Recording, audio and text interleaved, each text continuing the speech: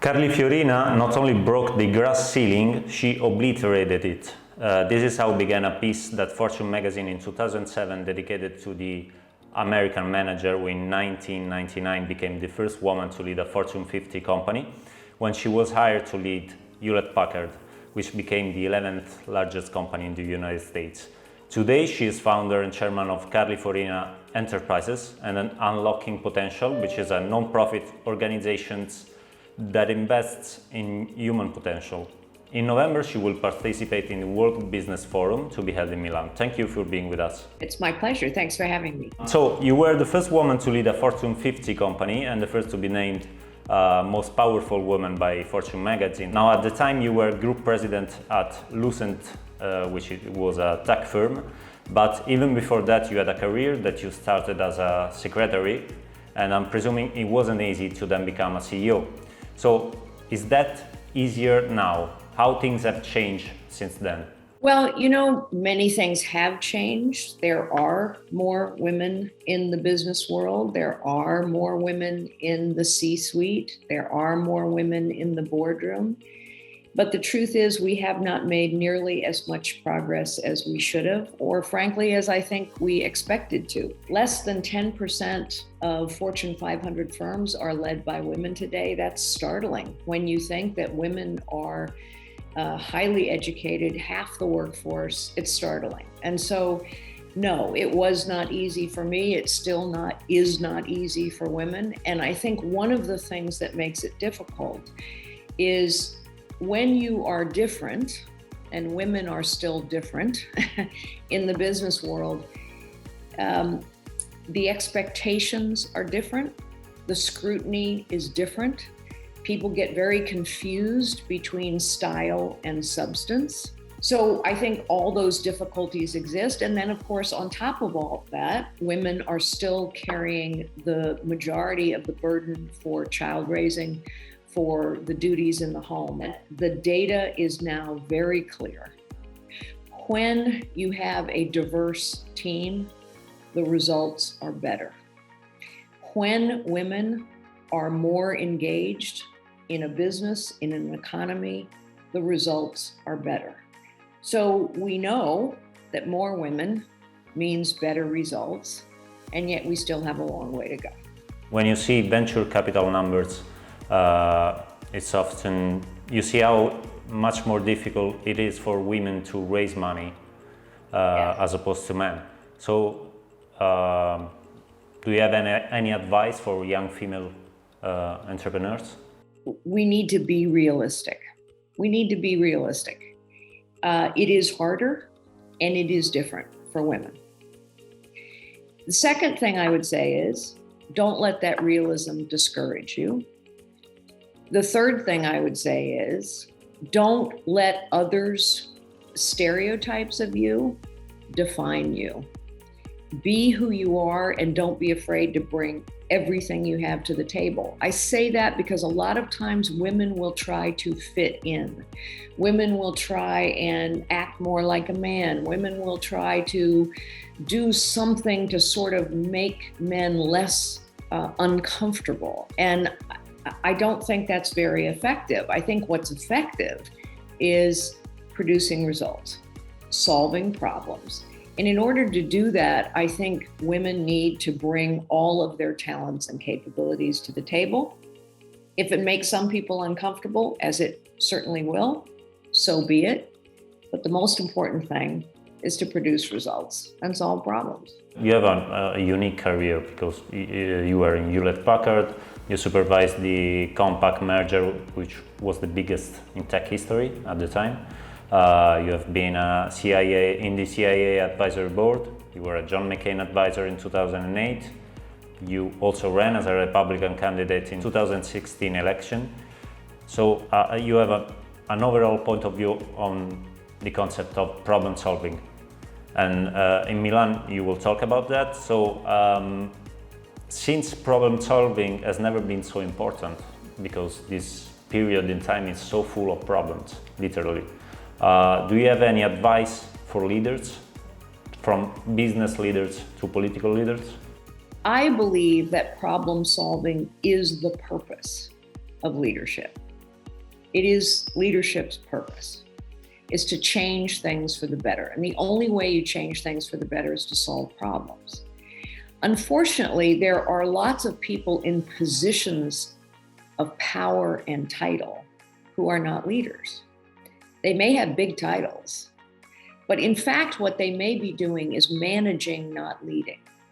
And management is doing the best you can with the way things are. Management is maybe exploiting for your own reasons the way things are. But that's not leadership. Look, there are a lot of people who complain about the way things are, but they actually don't have much interest in changing it. It's why the status quo is powerful. Lots of people complain about it. Lots of people lift problems up, but they actually don't want to solve them. They want to use them. That's what happens in politics a lot. People use problems to gain power. That's not leadership. And so one of the things I will talk a lot about in Milan is if you want to be a leader, a real leader, not title and position and power, which, let's face it, is intoxicating to a lot of people. A lot of people aspire for the title, but they don't necessarily aspire to lead. If you want to lead, then you have to focus on solving problems. And solving problems is hard because even when the problem is obvious, and I say this from personal experience, when you go to solve it, you're going to get criticized. You're going to get criticized because people talk about change, but they don't always like change. They're not always willing to welcome change. Can I ask you if you have some idea on who's doing a good job as a leader right now? I think we have a fantastic example of leadership right now on the world stage, and that's President Zelensky of Ukraine. Why is he doing?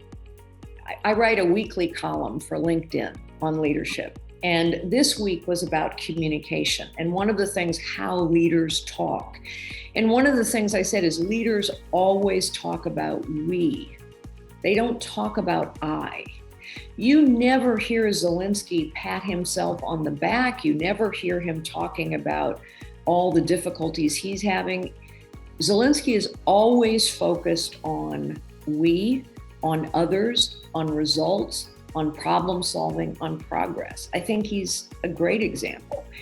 He doesn't get hung up on his title or his position. He doesn't put on airs. I think his wearing of a t-shirt is very deliberate. He's not, you don't see him with pomp and circumstance ever. Because I think what he is conveying is leadership isn't about position and title. It's about changing the order of things for the better and achieving results. And that's what I think he's focused on. The worst mistake a leader can make is to think, I alone can fix it. When a leader decides they have all the answers, or it's up to them to come up with all the answers, that is a fatal mistake. First of all, the world is much too complicated. No one is smart enough to know it all themselves. But let me just give you a real live example. When I arrived at Hewlett Packard, all the numbers were going in the wrong direction. Profit was down, revenue growth was down, market share was down, everything was down. So there were two groups of people I went to speak with first: customers and people who interacted with customers on a daily basis. I didn't come in thinking I knew all the answers, and I didn't ask the executives, because executives can get isolated too. I asked customers, people who buy our products, and the people who serve our customers. Why? Because people closest to the problem always understand it best. Always. People closest to the problem understand it best. And what happens with a CEO or anyone with position and title is they get confused and they think, I know it best. That's why I have position and title. So a leader should go to the people who understand the problem. It sounds so basic, but we so rarely do it. And so if you want to know what's going on, ask people who are experiencing the problem and then listen to them. and incorporate them into the problem solving. I do that today in all of my work. Ask people who are closest to the problem. It means leaders have to give up the belief that they know it all, and they have to be willing to say to people, I need help in solving the problem.